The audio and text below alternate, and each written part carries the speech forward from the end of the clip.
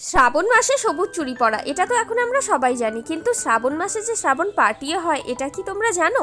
এই কোয়ার্টারে এই পার্টির চল বহু যুগ থেকে চলে আসছে। আমি এখানে আসার পর থেকে এই পার্টি অ্যাটেন্ড করি। এই শাড়িটা আমার মায়ের, কিন্তু শাড়ি পরাটা মহা ঝঞ্ঝাটের কাণ্ড। এই কষ্টে আমি শাড়ি পরি জানো, টিপ খুঁজে পাচ্ছিলাম না। শেষে ওই অগত্যা আয়নার পিছনে যে পুরনো টিপটা ছিল সেটাই পরতে হলো। এই ছোট্ট মিষ্টি ঝুমকোটা আমার মায়ের, আমার এটা ভারী পছন্দের। যখন তখন মায়ের থেকে চেয়ে নিয়ে আমি এটা পরে ফেলি।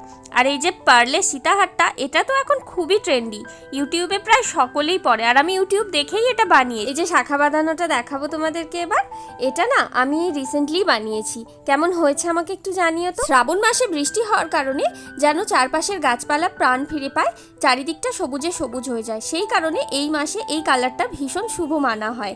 তাই আমরা এই পার্টিতে সবুজ শাড়ি পরি, সবুজ কাচের চুড়ি পরি, এটাই আমাদের পার্টির মেন থিম হয়। চলো আজকের মতো এতটুকুই, নেক্সট ব্লগে আবার দেখা হবে।